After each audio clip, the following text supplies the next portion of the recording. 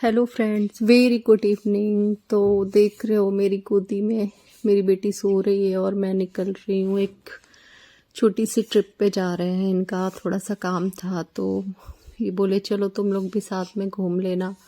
तो बेटी सो रही थी, उसको उठा लिया और अभी जैसे 3 बज रहे हैं तो ओम का क्लास 3:30 तक रहता है, तो उसको भी स्कूल से लेंगे और फिर निकलेंगे।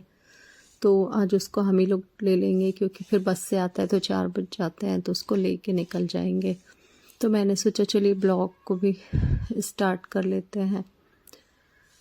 और अभी थोड़ी धूप हो रही है, 3 बज रहा है। तो अब ये कॉलोनी में अपने घर के बाहर आ गई हूँ मैं।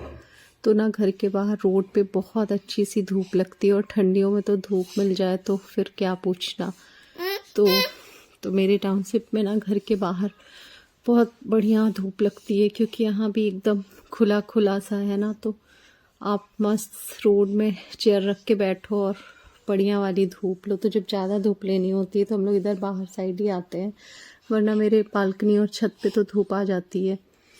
तो यहाँ काफ़ी जगह है, स्पेसियस है, तो ज़्यादातर गाड़ियाँ भी लोग रोड पे ही खड़ी रखते हैं क्योंकि चारों तरफ से निकलने का है, तो यहाँ कोई दिक्कत नहीं होती है। आप किधर से भी गाड़ी को निकाल सकते हो। तो कॉलोनी हमारी बहुत ज़्यादा अच्छी है। तो मैंने सोचा चलिए आज दिन का ब्लॉग भी स्टार्ट करके आपको दिखाते हैं। हमेशा घर पे बैठ के ही ब्लॉग होता है, तो क्या है ना कि पहले मैं बाहर निकल के भी ब्लॉग इवनिंग का मॉर्निंग का शूट कर पाती थी, बट जब से बेटी अभी छोटी है ना तो इसको लेके ब्लॉग करना उतना पॉसिबल नहीं हो पाता क्योंकि एक हाथ ऑलरेडी इंगेज रहता है।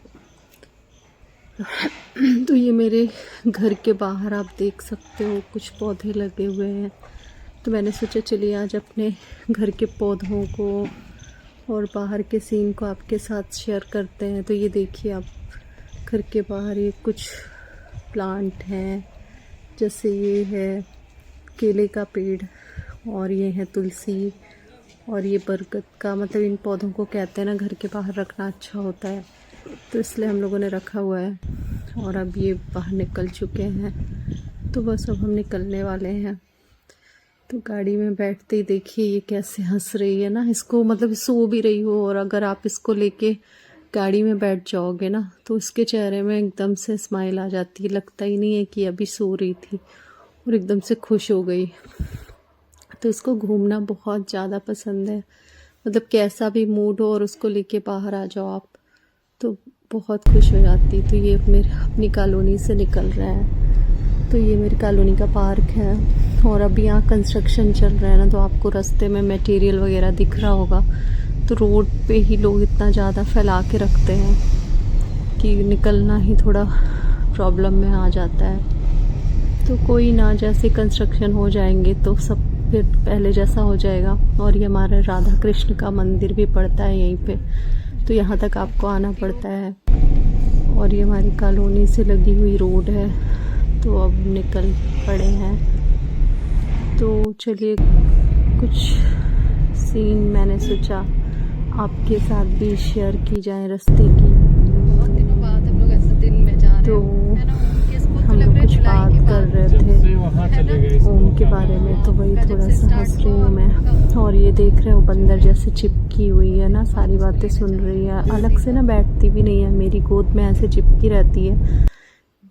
तो अब हम लोग ओम के स्कूल पहुंच चुके हैं। तो मैंने सोचा चलिए आपको आज ओम के स्कूल के बाहर का व्यू दिखाते हैं कि यहाँ कितनी सारी गाड़ियाँ आती हैं, मतलब बच्चों को लेने के लिए। तो वही मैं सोच रही थी कि आजकल पेरेंट्स कितने ज़्यादा अपने बच्चों को लेकर मतलब अपडेट हो चुके हैं और बच्चों की इतनी ज़्यादा केयर करते हैं ना कि मतलब अपने अपने वाहनों से छोड़ते हैं, ले जाते हैं। जबकि यहाँ बसेस की सुविधा है, बट लोगों का कंसर्न इतना ज़्यादा है ना कि वो खुद ही लाते भी हैं छोड़ते भी हैं। तो जितनी ज़्यादा गाड़ियाँ उन्हें लेने छोड़ने आती हैं उतनी ही बसेस से भी बच्चे जाते हैं। तो मैंने सोचा आज ओम के स्कूल के बाहर का व्यू आपके साथ भी शेयर करूं।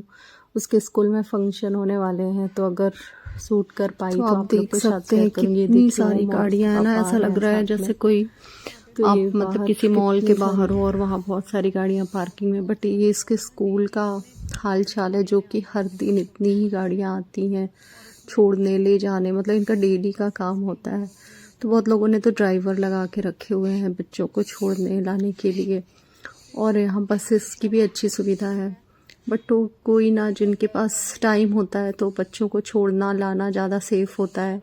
तो 1-2 साल तो हम लोगों ने भी मैनेज किया, बट अब इनका जॉब थोड़ा दूर है तो पॉसिबिलिटी नहीं थी, इस वजह से पब्लिक ट्रांसपोर्ट लगा दिया। और ये देखिए ओम और उसके पापा आ गए हैं और बस अब हम निकलेंगे। तो ये फिर मैं घर आ गई और आज पालक की मसाले वाली सब्ज़ी बनाई थी, तो मैंने उसकी कुछ क्लिप्स रिकॉर्ड की। मैंने सोचा आपके साथ भी शेयर करूँगी। तो ये तो थोड़ी बहुत सब्ज़ी बन चुकी है, इसके पहले की कुछ क्लिप हैं। तो मैंने पालक को पीस लिया था और मसाले सारे मिक्सी में ग्राइंड कर लिए थे। तो पहले आप मसाले को भूनोगे, फिर जब मसाले भुन जाते हैं तो उसमें ये आलू मतलब फ्राई कर लोगे पहले, और मसाले भूनते जाओगे, फिर उसमें मसाले के साथ पालक को भी भूनोगे, और जब वो भुन जाएगी ना तो ऐसे आलू डालना है। फिर दोनों को थोड़ी देर और चलाइए, 10-15 मिनट, फिर आपकी सब्ज़ी कंप्लीट हो जाती है। तो ये सब पहले की ही क्लिप हैं जो थोड़ा मिस इधर उधर हो चुकी हैं। तो मैं वॉइस ओवर दे रही हूँ क्योंकि क्लिप रिकॉर्ड कर ली थी और लगातार कंटिन्यूसली मतलब ब्लॉग हो नहीं पाता, तो क्लिप ऐड करनी पड़ती है। तो ये इस तरह से स्टार्टिंग में इसको भूनना पड़ता है जब तक कि उसका पानी सूख ना जाए। तो आप इस तरह से बनाते होगे, बहुत टेस्टी लगती है पालक की ये वाली सब्ज़ी भी बहुत अच्छी लगती है मुझे। तो वैसी भी साग अच्छी लगती है और आलू के साथ, और इस तरह से मसाले वाली, मतलब मेरी ना फेवरेट होती हैं। जितनी भी साग है मुझे बहुत अच्छी लगती हैं। ग्रीन वेजिटेबल्स मुझे वैसे भी बहुत पसंद है क्योंकि ये हेल्दी भी होते हैं और जल्दी डाइजेस्ट भी होते हैं। तो एक टाइम के बाद ज़्यादा यूज़ करना चाहिए ग्रीन वेजिटेबल्स का। तो हम घर आ गए थे तो फिर लंच की तैयारी होने लगी, रात के डिनर की। तो वही बना रही थी क्योंकि आज मेरा कुछ ऐसा ही खाने का मन कर रहा था और इनका भी, तो फिर वही बनाया। तो मैंने सोचा चलिए आपके साथ भी शूट कर लेते हैं। तो बस आज के ब्लॉग में इतना ही। तो कैसा लगा आज का ब्लॉग मेरा? तो अच्छा लगा हो तो प्लीज़ लाइक शेयर और कमेंट करिए।